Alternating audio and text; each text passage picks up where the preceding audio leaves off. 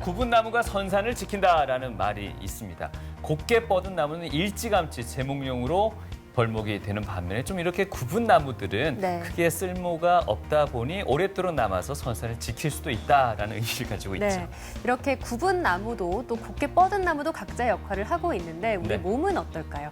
인체의 기둥 척추가 굽거나 문제가 생긴다면 건강한 삶을 유지하기는 쉽지 않을 겁니다. 네, 척추가 무너지게 되면 삶의 질조차 위협받을 수밖에 없습니다. 오늘 TV 메디컬 약선 이 시간에는요, 척추 협착증 그리고 허리 디스크를 내시경 치료를 중심으로 해서 단계별 치료법 알아보도록 하겠습니다. 네, 도움 말씀 주실 척추 건강 주치의는요, 신경외과 마현진 진료원장님과 함께합니다. 안녕하세요. 안녕하십니까? 안녕하세요.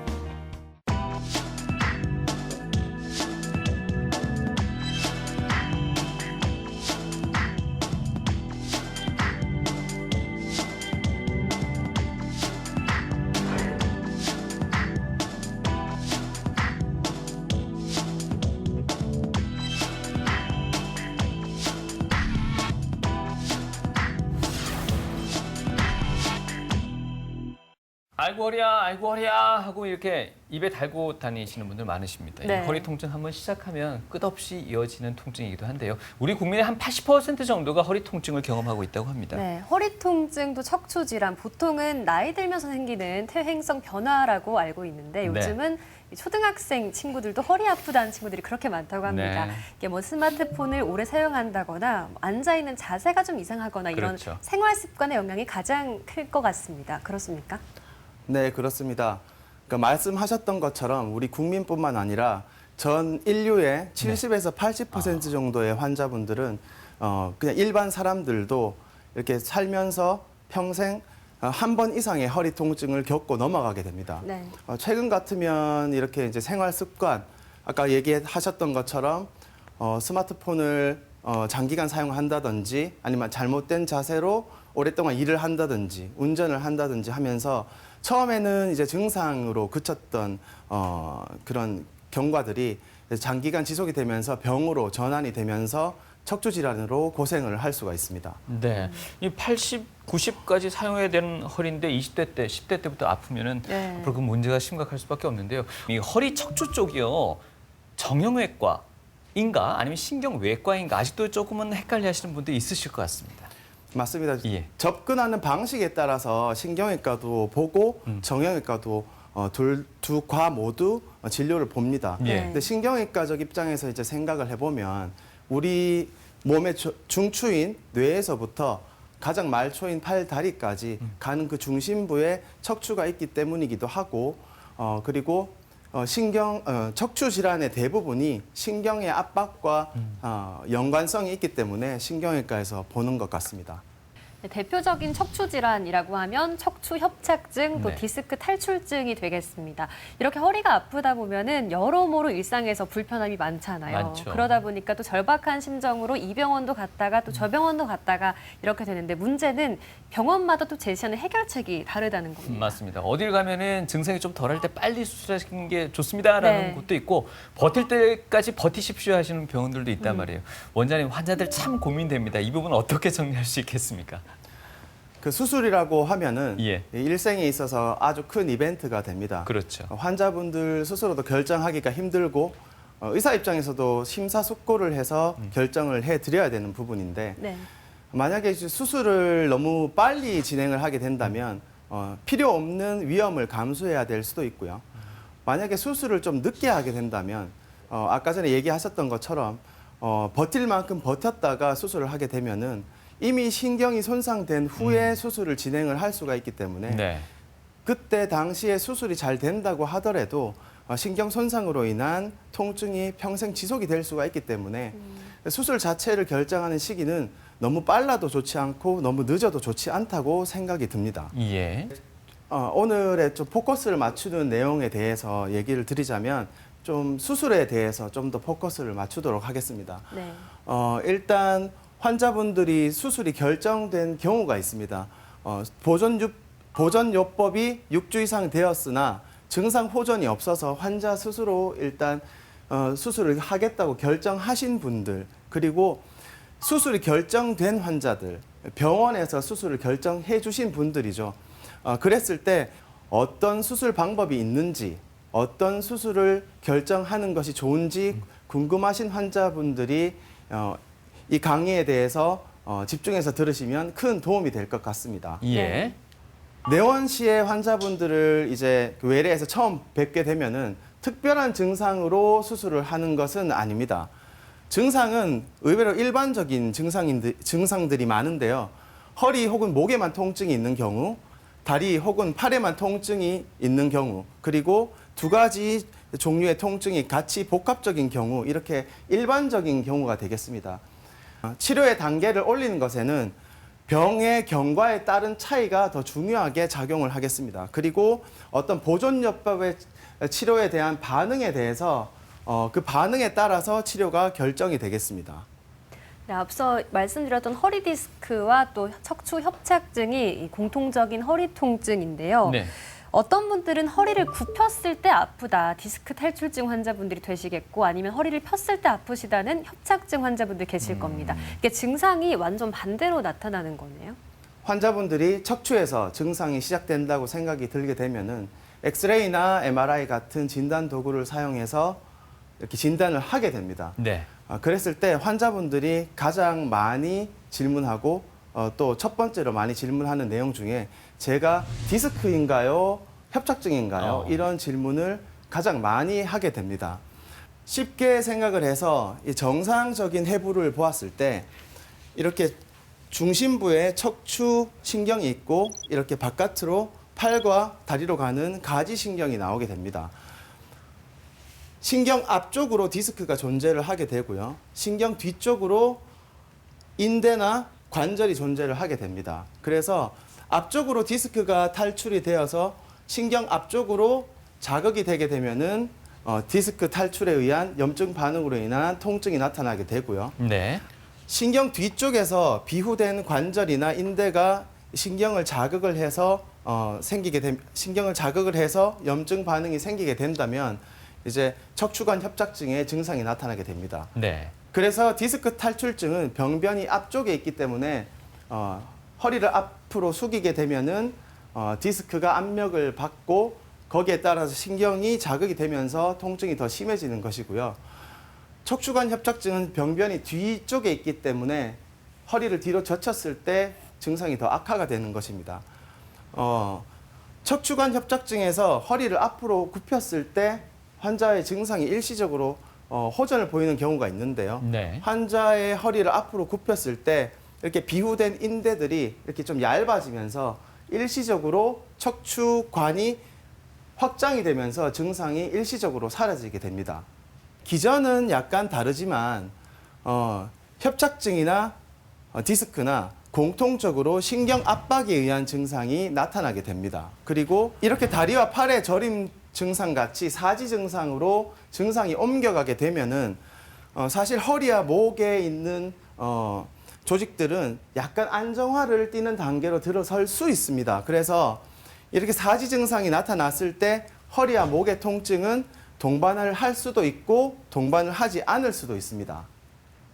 증상의 차이를 알아보게 되면 협착증은 대표적인 퇴행성 질환 중에 하나이기 때문에 나이가 들수록 서서히 진행되는 양상을 띠게 됩니다. 하지만 나이가 들수록 서서히 악화되기 때문에 지속적으로 악화가 되는 방향으로 진행이 되게 됩니다.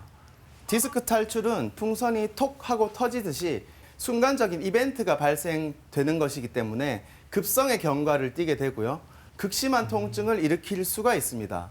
하지만 이렇게 우리 몸에서 갑자기 튀어나온 나쁜 조직들 같은 경우에 우리 몸이 방어 기전을 사용해서 흡수를 하려고 하고 분해를 하려고 하고 이런 방어 기전을 사용하기 때문에 이렇게 증상이 급성으로 좀 완화가 될 수 있는 찬스를 가지고 있습니다.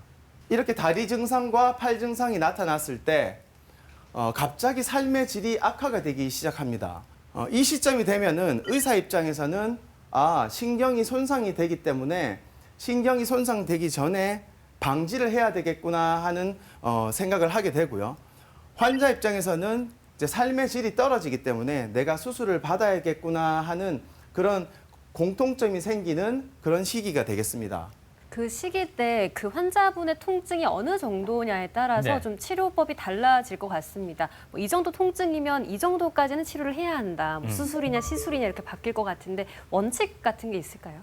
환자분들이 이렇게 치료를 결정하게 되었을 때 이제 환자분들에게 이제 보존적 치료부터 주사 치료 그리고 시술, 수술 이렇게 광범위한 유압술까지 설명을 쭉 드리게 되면은 환자분들이 이번에는 두 번째로 많이 하는 질문으로 네. 제가 수술을 받는지 시술을 받는지 이걸 궁금해 하십니다.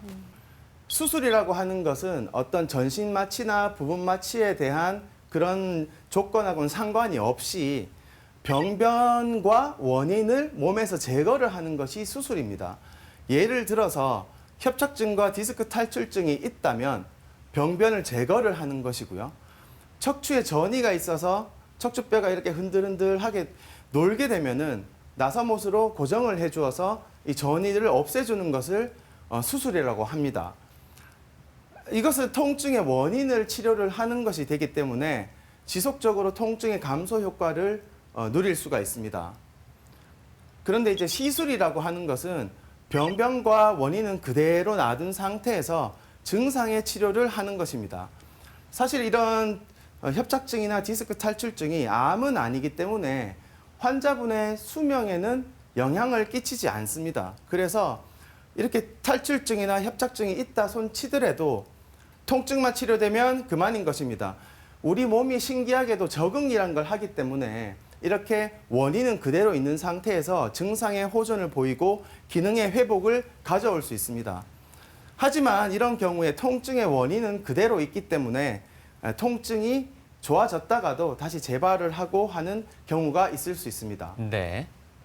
그래서 환자분들의 말씀을 잘 귀담아 듣다 보면은 사실상 수술인지 시술인지가 궁금해 한다기보다는 내가 절개 수술을 받는 것인지 아니면 절개를 하지 않고 치료를 할 수 있는 것인지 이걸 더 궁금해 하시는 것 같습니다. 네.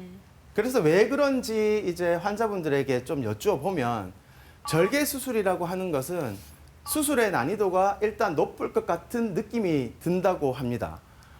그리고 수술의 난이도가 높기 때문에 회복이 느릴 것 같은 느낌이 든다고 합니다. 회복이 느리기 때문에 일상으로의 복귀가 느려져서 본인의 스케줄에도 문제가 생길 수가 있고 이게 걱정이 된다고 말씀들을 많이 하셨고요. 수술 후에 상처 부위 통증이 심해서 그것 자체가 무섭다고 하시는 분들이 많으셨습니다. 그래서 환자분들이 원하는 치료를 좀 정리를 해보면 수술 후에 직접적으로 수술 부위 통증이 좀 적었으면 하는 부분을 원하시고요.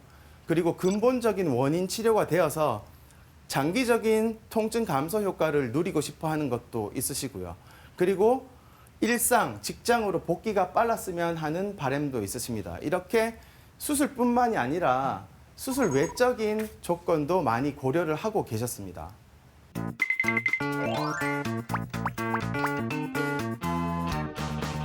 저도 디스크 수술이라는 걸 했었습니다. 네네. 근데 한 지가 벌써 한 26년, 네네. 27년 넘어가고 있는데, 야 너무 고생했거든요. 네네, 그럴 수 있습니다. 허리가 아프면 안 아픈 사람들이 보기에 꾀병인 줄 아는 경우가 굉장히 많습니다. 안 아프신 분들은 그렇게 생각할 수가 있죠. 허리 통증을 앓는 분들이 굉장히 주위에 많더라고요. 어르신들이요, 평소에 아이고 허리야 하시면서 비 올 것 같네 이러면 진짜로 희한하게 비가 옵니다. 맞죠? 네, 맞습니다. 게다가 또 비가 오면요, 허리 통증이 점점점 심해진다고 하시는 분들은 굉장히 많은데, 그 이유가 뭐예요?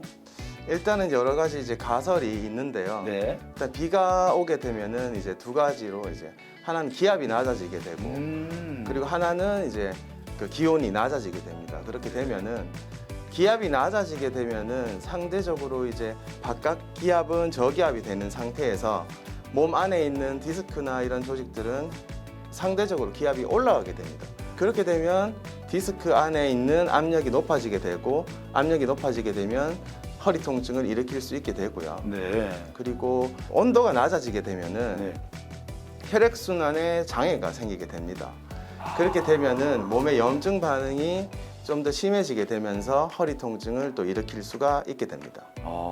그러다가 또 그러면 날씨가 갠다든가 네네. 날씨가 화창하고 이러면은 뭐 조금 그렇죠. 다시 괜찮아지고. 증상을 호전을 보이는 경우가 생기게 되죠. 그 증상이 계속 반복이 된다고 하면은 안에 병이 있는지를 살펴보기 위해서 병원에서 진단을 받아보는 게 좋을 것 같습니다. 한때 이렇게 코로나 시국에 사회적 거리두기도 하다 보니까 혼술족도 있고요. 맞습니다. 또 최근에 또 이제 조금 좀 완화되다 보니까 이렇게 이제 술자리를 가지시는 분들이 계시던데 네네. 이상하게도요. 술을 드신 분들이 꼭 허리 통증을 호소하는 분들이 계시더라고요. 있습니다. 그 이유가 있나요? 직접적인 원인으로는 이제 술을 드시게 되면 몸이 이제 탈수 증상이 생기는 그런 쪽으로 진행이 되게 됩니다. 네네. 그렇게 되면은 혈액순환에 또 장애가 생기면서 또 혈액순환에 장애가 생기면 염증 반응이 생기면서 허리 통증을 일으킬 수가 있고요. 네. 또 하나는 네. 이렇게 우리 몸에서 술을 분해하는 과정에서 네네. 단백질을 많이 사용을 하게 됩니다. 아, 그랬을 그래요? 때 척추 중심의 코어 근육들의 근육이 좀 빠지게 된다면 허리 통증을 또 일으킬 수 있게 됩니다. 다시 말씀드리면 그겁니까? 그러니까 술은 저 근육을 조금 파괴하는 경우가 있고 그렇죠. 근손실을 일으킬 수 있죠. 근손실의 영향으로 인해서 네. 이렇게 허리 통증을 호소할 수도 있다는 거죠. 네, 맞습니다. 간접적으로는 일단 술을 드실 때 네. 안주를 많이 드시기 때문에 네네. 복부에 비만이 생기게 되거나 하면은 복압이 증가하게 되고 복압이 증가하면 허리 통증을 또 일으킬 수가 있겠죠. 아, 네. 제가 그렇습니다. 과식학을 네, 경우에 그렇습니다. 허리까지 아플 때가 있던데 그게 그렇습니다. 문제가 되는 거죠. 네, 복압이 올라가서 그럴 수 있습니다. 아, 허리 통증이 좀 있으신 분들은 낙주나 이런 거 즐기시면 안 되겠네요. 또 삶의 질이라는 게 또 중요하기 때문에 네네네. 그래도 적당히 운동을 하면서 네. 같이 술을 즐겨주시면 될 것 같습니다. 절대 과음은 안 되고. 과음하는 거는 좀 안 좋을 것 같습니다. 이제 보통 이제 술을 너무 많이 마시게 되면은 조금 의식을 잃기도 하고 이런 식으로 됐을 때 네네네. 안 좋은 자세로 장기간 앉아 있게 되면 그것도 아. 영향을 끼칠 수가 있고요. 또 술을 드실 때 또 복합적으로 흡연을 하시는 분들이 있는데 네네네. 또 흡연도 특히 또 디스크에는 또 많이 안 좋은 영향을 끼치기 때문에 이렇게 간접적으로도 영향을 끼칠 수 있을 것 같습니다. 또 하나가 있습니다. 어르신들 중에서요 평지를 걸을 때 힘들다고 이렇게 호소하시는 분 계시는데 네네. 많이 힘드세요? 그러면 아유 기력이 없어 그렇다라고 네네. 하는데요.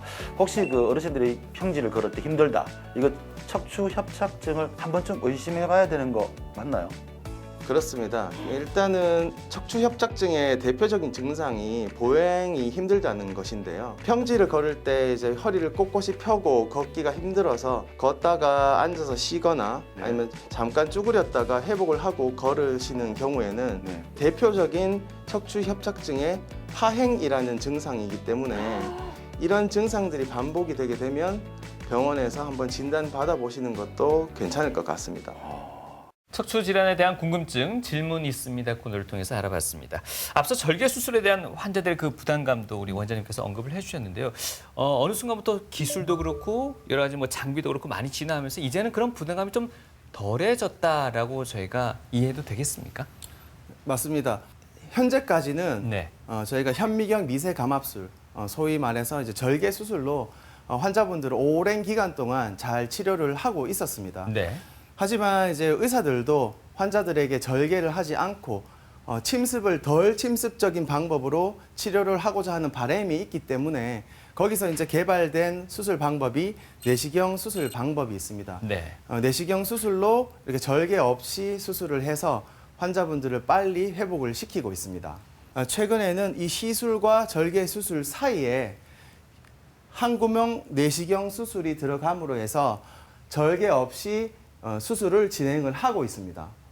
내시경 수술 가운데도 이거 한구멍 내시경 수술 그러니까 왠지 절개 부위가 상당히 작아질 것만 같은 그런 부담이 좀 적어진 듯한 느낌이 드는데요. 이 한구멍 내시경 수술에 대해서 조금 더 자세히 설명을 부탁드릴까요? 이 사진은 한구멍 내시경 수술을 하는 도중 사진입니다. 이렇게 내시경이 들어가 있고요. 피부에는 이 관이 들어갈 정도의 절개만 시행을 하고 수술을 진행을 합니다. 내시경 척추관은 이렇게 1cm 미만으로 이렇게 두께를 가지고 있고요. 최근에는 이것보다 더 작게 0.7cm 정도의 내시경을 사용하기도 합니다. 이 사진은 경추 5번, 6번, 7번에 추간공 협착증이 있는 환자의 수술 중 사진입니다. 네. 이게 내시경이 삽입이 되어 있는데 그 내시경의 삽입 절개 부위는 내시경의 두께만큼만 필요합니다. 이렇게 내시경의 두께만큼만 절개를 해서 내시경의 각도를 바꿔가면서 병변의 전 부위를 수술을 진행을 할 수가 있습니다. 수술 중 만나게 되는 정상 구조물의 범위입니다. 이렇게 삼각형 모양으로 지나가게 되고요. 대신 근육세포를 전혀 절개를 하지를 않고 근육세포 사이로 지나다니게 됩니다. 네. 이 사진은 현미경 미세 감압술을 시행을 했을 때의 범위가 되겠습니다.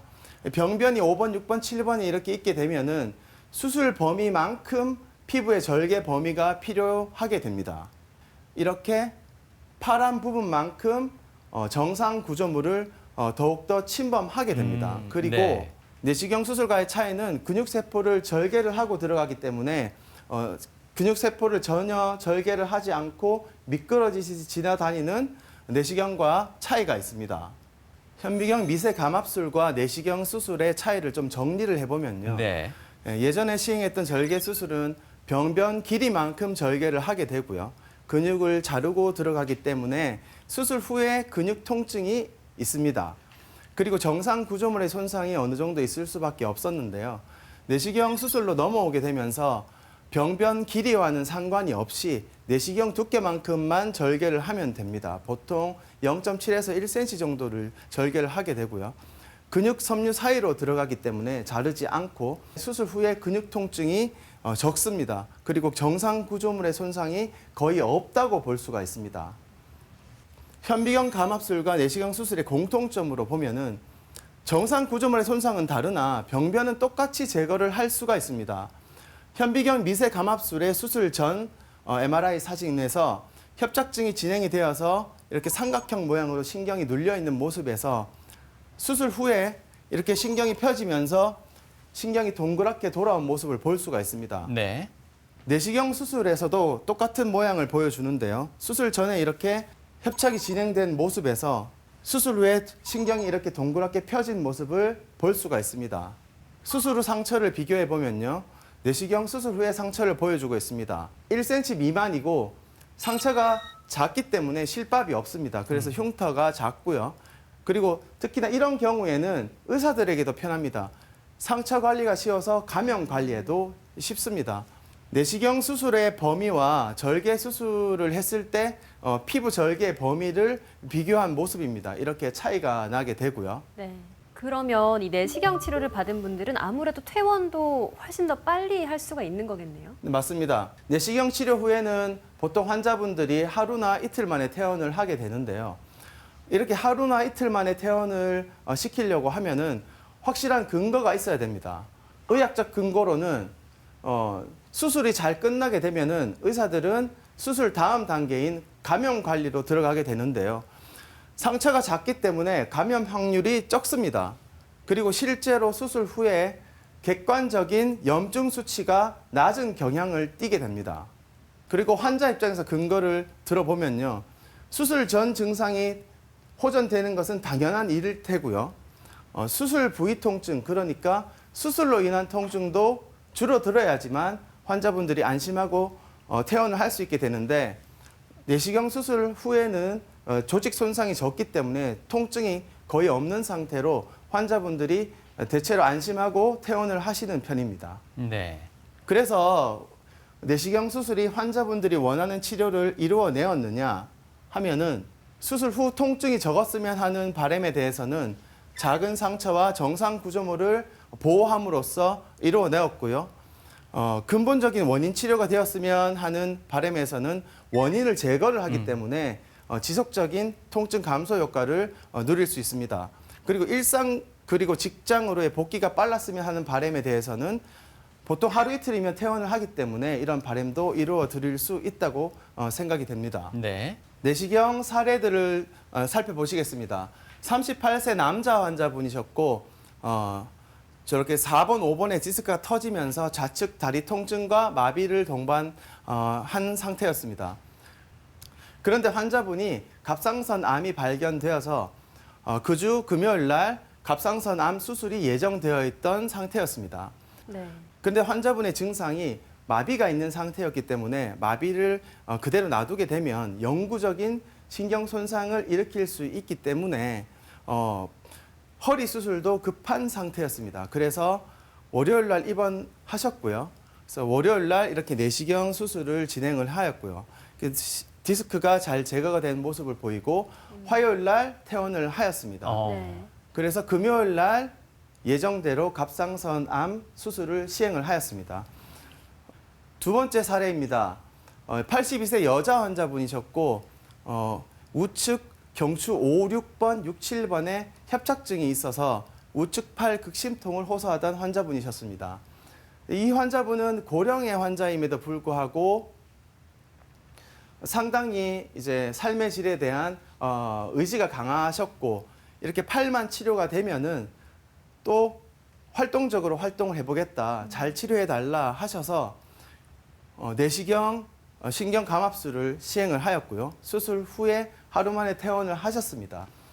일주일 후에 외래로 내원하셨을 때 이쁜 모자를 쓰시고 경쾌하게 걸어 들어온 모습을 보고 연세가 있으시지만 참 괜찮은 모습이다라고 생각을 했었고요. 그리고 환자분들이 최근에는 이렇게 연세가 많으심에도 불구하고 삶의 질에 대해서 관심이 많으신 분들이 늘고 있습니다. 그래서 기억에 남는 사례가 되겠습니다. 석 달 전 김민규 씨에게 찾아온 어깨 마비와 목 통증. 가볍게 생각했던 몸의 이상 신호들은 그의 일상을 멈춰놨다. 증상 정도로 보면 처음에 어느 정도 통증은 있었습니다만 그냥 평소에 그냥 담 정도만 생각하고 있다가 한 2, 3일 지나가니까 조금씩 이상하더라고요, 몸이. 그러다가 어느 순간 일어났는데 팔 자체가 움직이지는 않더라고요. 팔 자체가 안 움직이니까 이건 통증을 뭐 백이라 할 수도 있는 부분이고 그런 것 같아요. 그 대신 아프다는 느낌보다는 오히려 실제로 안 움직인다는 답답함이 더 컸죠. 재활병원에서 하는 말은 신경 손상이 4가지가 있는데 제가 4라 그랬거든요. 손상이 많이 된, 순간적으로 확 돼버린 거죠. 요식업이라는 특성 자체가 대부분 사람들이 다 서갖고 하루 종일 있잖아요. 브레이크 타임이라는 그 시간도 실제적으로 브레이크 타임이 아니라 사람들이 대부분 그 다음을 준비하는 시간이기 때문에 실제적으로 일을 하고 있는 시간이라고 보시면 되거든요. 서갖고 일을 하면서 무리를 하게 되고 그리고 그나마 쉴 수 있는 시간에 휴대폰이라는 부분, 그런 부분들이 많이 크죠. 그러면서 많이 나빠진 것 같아요. 하루 종일 서서 일하는 민규 씨에게 어떤 진단이 내려졌을까?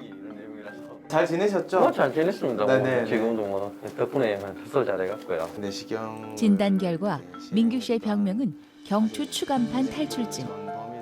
목 디스크라 불리는 이 질환은 요식업 종사자들에게 흔히 나타나는 직업병이기도 하다. 네네. 목 통증이 동반된 상태였고 오른쪽 어깨에 심한 통증과 함께 마비가 진행되어서 어깨를 이렇게 들 수 없는 상태였습니다. 일단 마비가 진행이 되고 이 마비가 목에서 온다고 생각이 되었기 때문에 목 MRI를 진행을 했었고요. 그래서 그 경추 4번, 5번에 디스크가 탈출이 심한 것을 확인을 하였고요. 마비가 진행이 되게 되면은 그 영구적인 신경 손상을 일으킬 수 있기 때문에 빠른 수술을 계획을 했었고 최소한 절개를 해서 시행을 하는 경추 쪽으로 하는 내시경을 시행을 하였고요. 수술 후 상처가 작기 때문에 환자분은 회복 자체는 통증 자체는 빨리 회복을 했습니다. 제가가 잘 돼서 몸뿐만 아니라 일상까지 마비시키는 척추 질환. 그러나 절개 부위가 적고 회복이 빠른 한구멍 내시경 신경 감압술과 디스크 절제술을 통해 현재 민규 씨는 특별한 이상 없이 일상생활을 보내고 있다. 앞으로도 이제 네. 재활 치료도 하시고 네. 이렇게 좀 능동적으로 하는 재활 치료도 중요한데 이렇게 이제 잘 안 되는 부분이 있으면 이제 수동적으로 움직여 주는 것도 상당히 네. 도움이 되기 때문에 그렇게 네, 그래서 뭐 네. 그렇게 잘하겠습니다. 더 좋아지실 것 같습니다. 네, 좋아지겠죠. 네네. 네, 그럴 것 같습니다. 애기 생각도 나고 못 알아주는 거 아닌가 그런 부분도 보면 뭐 많이 걱정을 했었죠. 그러고 나서 이거 어떡하지? 그리고 또 미래에 대한 좀 먹먹함 그런 것도 많았습니다. 아프기 전에 나았으면 좋았겠지만 대부분 사람들이 아프고 나서 후회하고 그렇지 반성하잖아요. 그런 것 같아요. 많이 그때 보면 제 기분이 많이 좋아진 것 같아요. 애기 안고 뭐 여행 가고 다 같이 그냥 가족끼리 그냥 행복한 거 그리고 웃고 이런 거 걱정 안 하는 거, 몸에 대해서. 목 디스크 환자 사례까지 화면을 통해서 만나봤습니다. 이 네. 어깨 마비 증상까지 함께 있었기 때문에 네. 일상생활에 아마 많은 불편이 있으셨을 것 같은데요. 허리 디스크만큼이나 목 디스크도 삶의 질을 상당히 많이 떨어뜨리는 질환 중에 하나인 것 같아요. 그렇습니다. 예. 이게 또 목 통증이 두통으로까지 이어지기도 하는데요. 네. 컴퓨터나 스마트폰 많이 쓰시는 젊은 층 사이에서도 이 거북목이 또 많아지고 있습니다. 맞아요. 이 거북목이 또 더 심해지면은 목 디스크로 이어질 수도 있는 거죠. 그렇습니다. 경추와 요추는 이렇게 곡선을 이루고 있게 되는데요. 목과 허리가 앞으로 살짝 숙여지는 자세가 가장 안 좋은 자세가 되겠습니다. 이 자세가 거북목의 각도하고 비슷하게 되고요. 네. 이게 거북목이 되게 되면은 디스크의 압력이 증가하게 되고요. 그리고 각도가 앞으로 꺾이면서 디스크 뒤쪽이 벌어지게 되면서요. 디스크가 뒤로 돌출되는 양상으로 바뀌게 됩니다. 네. 아마 그 목 디스크도 그렇고 이 허리 디스크도 그렇고요. 환자분들 가운데는 이런 생각하시는 분들 많으신 것 같습니다. 이거 그냥 가만히 두고 그냥 걷기 운동 적당히 네. 하다 보면은 자연 치유될 수도 있다라고 생각하시는 분도 많은데요. 우리 원장님께서 보시기에 실제로 자연 치유가 되거나 증상이 호전되는 경우도 많이 만나시나요?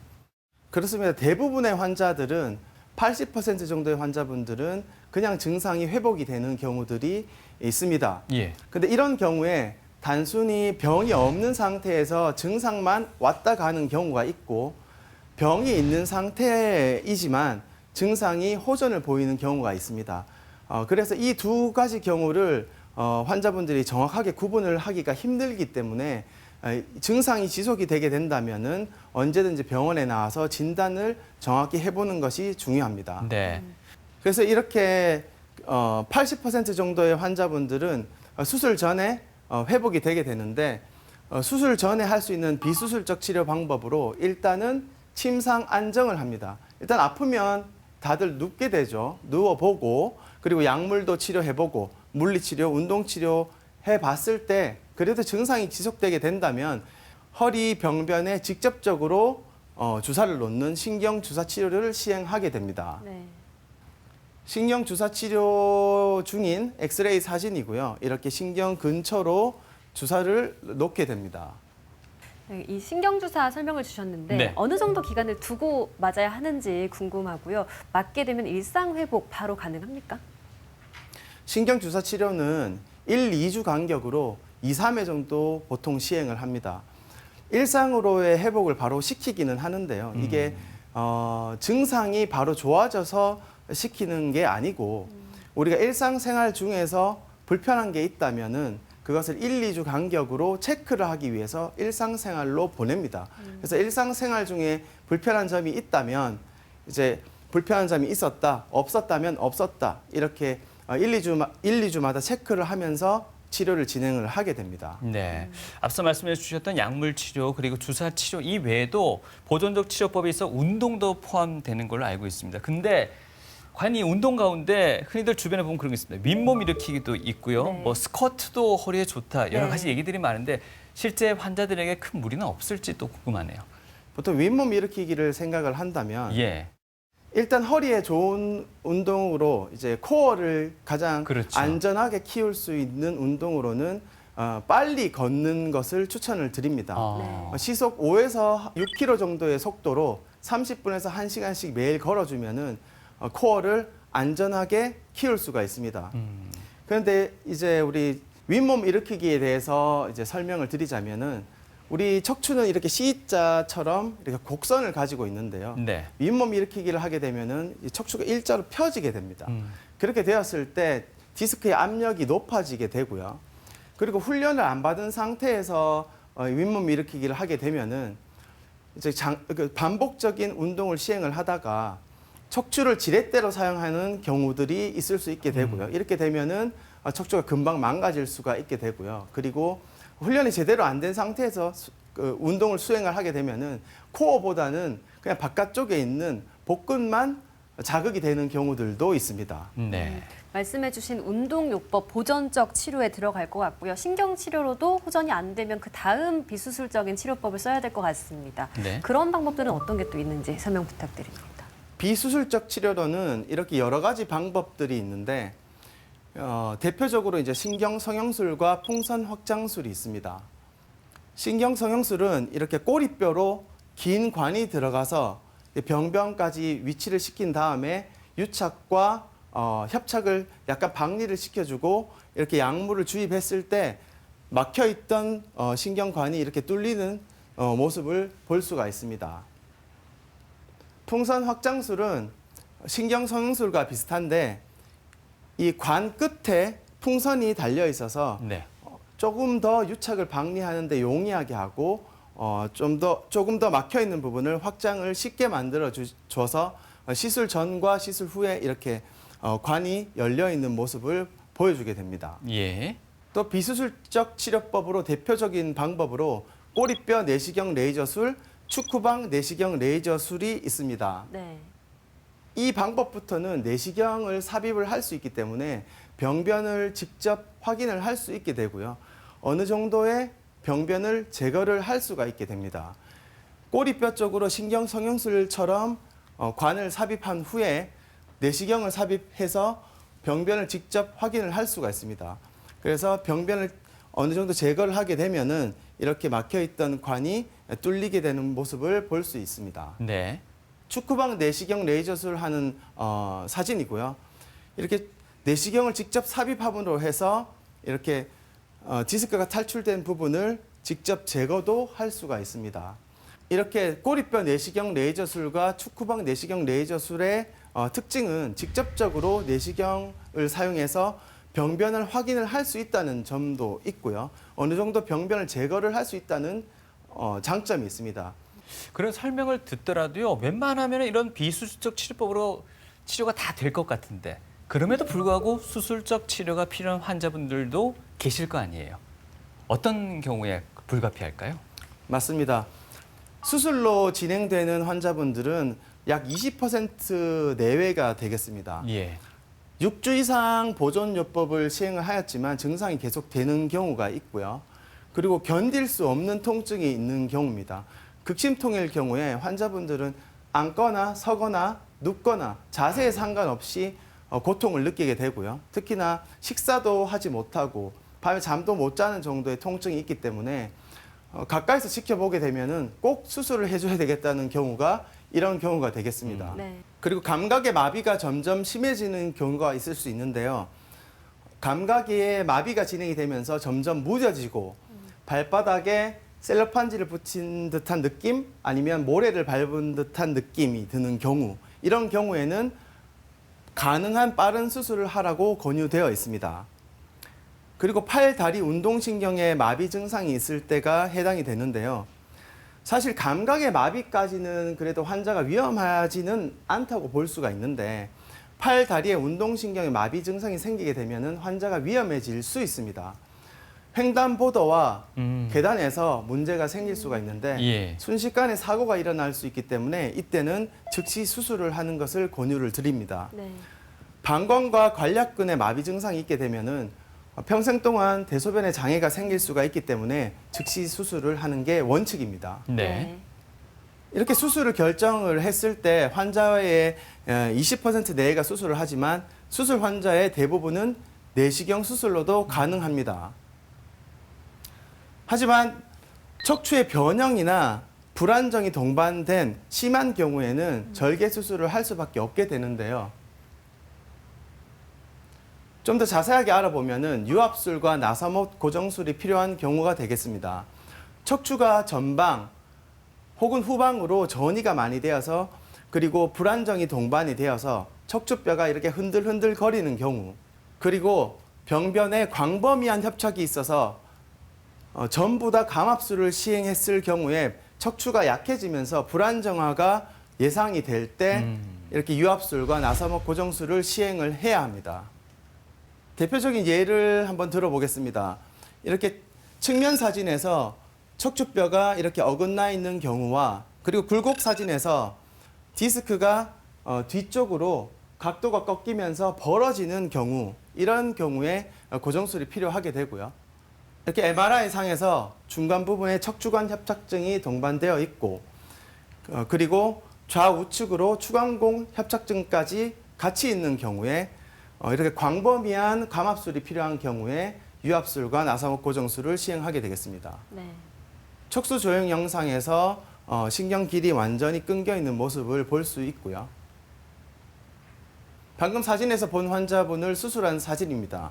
이렇게 인공 디스크가 삽입이 되어 있고 나사목 고정술이 되어 있습니다. 그런데 최근에는 내시경 수술이 더욱더 발달이 되면서 이런 어려운 수술조차도 내시경으로 수술을 할 수가 있습니다. 이 환자분은 제가 내시경으로 이렇게 감압술을 시행한 후에 인공 디스크를 삽입을 하고 나사목 고정술을 한 사례인데요. 이렇게 내시경으로 인공 디스크를 넣는 모습을 보여주고 있습니다. 골 유압술과 나사목 고정술은 환자 입장에서는 가장 큰 수술이 되겠습니다. 절개 수술의 대표적인 수술이 되겠는데요. 최근에는 이렇게 사례에 따라서는 이렇게 큰 수술도 한구멍 내시경 유압술로 가능한 시대가 되었습니다. 네. 아무래도 환자 입장에서 큰 수술이라고 하셨다 보니까 네. 또 고령 환자분들이 더 부담을 느끼실 것 같은데 그렇죠. 이럴 때 또 사용될 수 있는 다른 치료법이 있다고 알고 있습니다. 설명 좀 주실까요? 유압술과 나사목 고정술을 하기 전에 주목해야 될 만한 하나의 수술이 더 있습니다. 바로 인대 재건술이라는 수술인데요. 나사못을 고정하는 대신에 인대를 뒤에서 튼튼하게 감아줌으로 해서 이렇게 척추의 강도를 보존해주는 수술 방법입니다. 네. 척추관 협착증, 대부분의 척추관 협착증 환자에서 적용이 되고요. 특히나 다분절일 경우에 유리합니다. 그리고 척추의 불안정이 다소 존재할 때 사용할 수가 있고요. 특히 유압술이 요하는 그런 큰 수술이 요하는 상태에서 환자의 내과적인 질환이 심하거나 환자가 고령인 상태에서 수술을 받지 못할 때 적합한 수술이 되겠습니다. 인대 재건술의 사례인데요. 2번, 3번, 3번, 4번, 4번, 5번의 협착증이 다분절로 존재를 하고 있고 2번, 3번에 약간의 척추의 불안정이 동반되어 있던 환자분입니다. 협착이 진행된 상태에서 이렇게 수술 후에 협착이 풀려서 신경이 동그랗게 보이고 있고요. 척추 뒤쪽으로 끈으로 튼튼하게 감아서 수술이 잘 맞춰진 모습입니다. 이후에 더 심한 병변에 대해서는 다분절로 골요압술 하는 방법도 고려를 해볼 수 있습니다. 결론적으로 수술이 필요한 경우에 이렇게 작은 상처로 원인도 제거를 하고 하루나 이틀 만에 퇴원할 수 있는 한구멍 내시경 수술에 대해서 충분히 고려해 볼 만하고 이렇게 최근에는 다들 스케줄도 바쁘고 하기 때문에 이렇게 본인 스케줄과 동료의 스케줄에 지장이 없이 빨리 좋은 치료를 받으시고 빠르게 회복하시면 좋을 것 같습니다. 네. 내 주위에 아까 고생을 했는지 허리 아프고 협착증 또 디스크 다 대부분 많이 아픈 것 같아요. 그 70대부터는 더군다나 더 많은 것 같아, 내가 볼 때는. 제가 평소에 그림 그리는 일을 많이 하는데 그림 그린다고 고개를 조금만 숙이고 있어도 목이 많이 아프고 최근에는 2시간짜리 영화를 보러 갔었는데 숙이지 않고 그냥 앉아있기만 해도 목의 통증이 계속 심해가지고 영화를 보기 집중하기 어려웠고 계속 아프다고 느꼈어요. 목 스트레칭을 하거나 안 그러면 목 베개 같은 것도 사용을 해봤는데 자세를 조금만 안 좋게 하면 정기적으로 계속 아파가지고 계속 불편함을 일상생활에서 느끼고 있어요. 허리가 갑자기 아파서 화장실도 잘 못 가고 기가 가고 뭐 그런 상태였어요. 플룻을 연주해서 그런지 비대칭 자세여가지고 허리가 좀 아픈 때가 많습니다. 제가 축구를 너무 좋아해서 축구를 무리하게 해가지고 허리 통증이 오래 간 적이 있었습니다. 냉장고 안에 우유에다가 쏟아가지고 미끄러져서 넘어져서 뒤로. 그래서 허리가 아파요. 평소에 휴대전화나 이제 공부할 때 거북목이라는 소리를 많이 듣는데 최근에는 이제 공부할 때나 이럴 때 목이 좀 통증이 많이 와요. 아플 때마다 해결 방법을 딱히 몰라서 그냥 참아요. 물리치료도 하고 또 그래 또 괜찮으면 또 이따가 막 그래. 그렇게 수술도 하고 뭐 그런 사람이 많아요, 주위에. 그래가 병원에 가가지고 수술했습니다. 결과는 현재까지는 지금 좋아지고 있어요. 스트레칭 먼저 막 찾아보고 그리고 병원도 심지어 가봤는데 다음에 똑같이 제가 자세를 하니까 예, 계속 통증이 이어지더라고요. 통증의학과 가서 주사도 맞고 물리치료도 하고 그래 했어요. 그러니까 약 먹고 하니까 조금 나아요.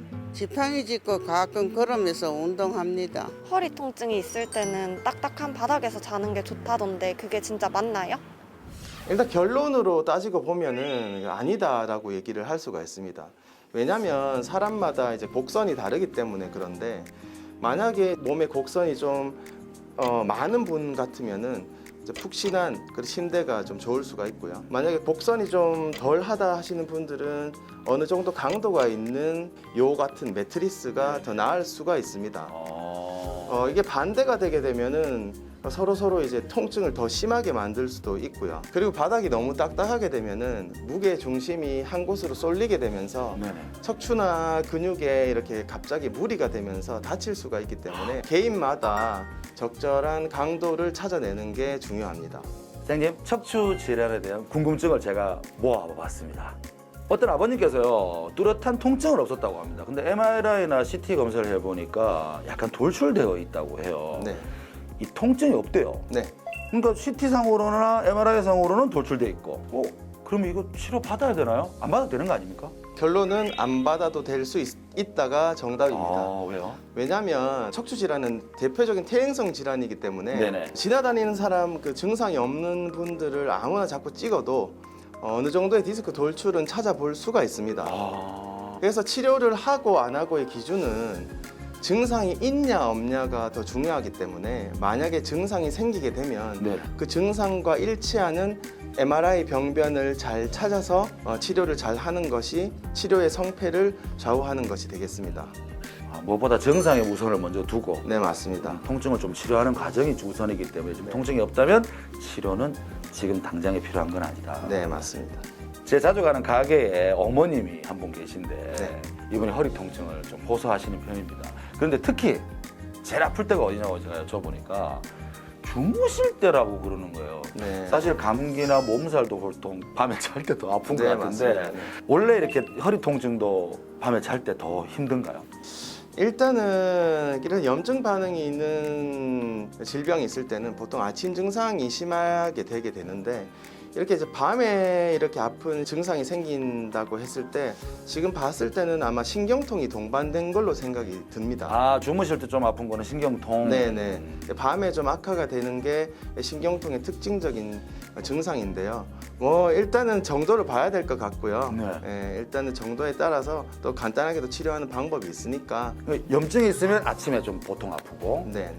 신경통이 있으면 저녁에 잘 때 아프다. 네네. 이렇게 추측해 볼 수 있겠군요. 네, 좀 이렇게 크게 생각을 하면 그렇게 생각할 수가 있을 것 같습니다. 그러면 주무실 때 좀 통증을 줄이는 방법이 없을까요? 일단은 그 허리에 디스크의 압력을 낮출 수 있는 방법은 누워서 다리 밑에 베개를 하나 올려두는 그런 자세를 취하게 되면 디스크의 압력을 좀 낮출 수 있기 때문에 좀 더 도움이 될 것 같고요. 밤에 있는 신경통 증상은 또 쉽게 없애기가 힘들기 때문에 일상을 방해를 하면 병원에서 빨리 도움을 좀 받으시는 게 좋을 것 같습니다. 어떤 할아버지가요 이런 표현을 쓰시더라고요. 나 허리 디스크가 터졌어. 네네. 뭐 이러더라고요. 네. 수술을 받아야 돼. 네네. 그런데 그 할아버지의 걱정이 뭐냐면요. 네네. 이 허리 디스크 이거 재생되나? 이러고 좀 궁금해하시더라고요. 네네. 재생 안 되는 거죠? 재생이 안 됩니다. 그러니까 원래 가지고 있는 그 디스크 조직으로는 재생이 되지는 않고요. 그 빠져나온 디스크 공간이나 아니면 그 터졌던 그 구멍은 어떻게 되느냐 이게 궁금하신 것 같은데 그 부분들은 우리 몸에서 흉터 조직으로 메꿔지게 됩니다. 흉터 조직이 뭡니까? 흉터 조직은 우리가 이제 뭔가 상처가 나게 되면은 거기서 이제 흉터가 보통 생기잖아요. 그 조직을 말하는 겁니다. 네네. 말 그대로군요. 말 그대로 흉터 조직입니다. 네. 그 조직들이 원래 가지고 있는 본인의 강도에 조금 약하게 이제 메꿔지기 때문에 그래서 수술 후에 관리가 필요한 이유가 이런 이유 때문에 그렇게 되겠습니다. 여기서 갑자기 드는 생각이요. 네. 그렇게 디스크가 돌출되거나 삐져나와서 네. 신경을 짓누르는 경우에 네. 제거 수술을 했잖아요. 네. 그럼 평생 계속 허리는 안 좋은 건가요? 그렇지는 않습니다. 그러진 않아요? 네. 이미 튀어나온 조직들이나 이런 그 말썽을 일으키는 조직들은 이미 기능을 안 하는 나쁜 조직들이기 때문에 제거를 해도 되고, 그리고 허리 디스크도 이제 너무 많이 제거를 수술할 때 하게 되면 허리 통증이 남겠지만 적당량 제거를 하고 그게 잘 메꿔지게 되면은 그렇게 큰 불편 없이 살 수 있습니다. 겁내지 않아도 되겠군요. 겁내지 않아도 됩니다. TV 메디컬 약선 오늘 이 시간 척추 협착증과 또 허리 디스크의 내시경을 중심으로 한 단계별 치료 방법에 대해서 알아봤습니다. 끝으로 우리 몸의 기둥인 척추 건강, 수술까지 가지 않는 게 가장 최선의 방법이 아닐까 싶은데요. 끝으로 당부의 말씀 좀 주실까요? 좀 원론적인 얘기가 될 수 있는데 척추 질환이 대표적인 퇴행성 질환이기 때문에 시간이 갈수록 증상이 악화가 되고 그렇기 때문에 환자분들이 좀 무서워하는 경향도 있을 수 있습니다. 그리고 우울증까지도 동반되는 경우가 있는데 사실은 대부분의 척추 질환들이 치료가 잘 되고 있고 삶의 질을 올린 상태에서 환자분들이 잘 지내고 있기 때문에 내원하실 때 치료가 될 수 있다는 그런 자신감이나 어떤 의지를 가지고 내원을 하신다면 치료가 더 잘 될 것 같습니다. 네. 세계보건기구는요, 우리가 오래 앉아있는 이 생활 습관이 척추를 비롯한 우리 몸의 신체 모든 곳에 문제를 일으킨다라고 해서 의자병이라는 이름도 붙였습니다. 네, 오래 살려면 의자부터 치우라는 말도 있습니다. 너무 네. 앉아만 계시지 말고요. 비뚤어지거나 흐트러진 자세에 있다면 바로 세우기 위한 노력 앞으로 아끼지 말아야겠습니다. 오늘 유익한 정보 주신 분은요, 신경외과의 마현진 진료원장님이셨습니다. 오늘 말씀 고맙습니다. 감사합니다.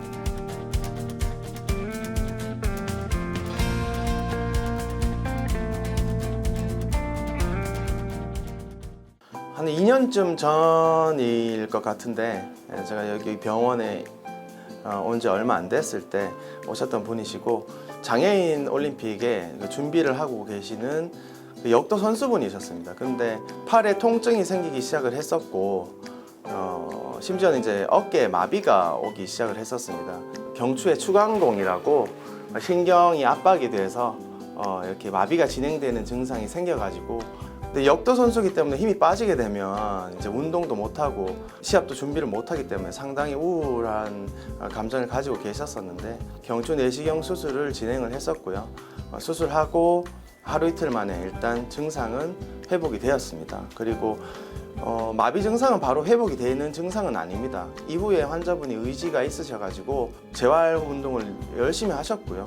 다시 시합에 출전을 한 걸로 저는 알고 있습니다. 지금은 힘을 많이 회복한 상태에서 외래에 잘 다니고 계시고요. 만날 때마다 이제 환자분께서 고맙다고 이렇게 한마디씩 해주시는데 그런 데에서 이제 저는 좀 또 보람을 느끼기도 하고 그런 것 같습니다.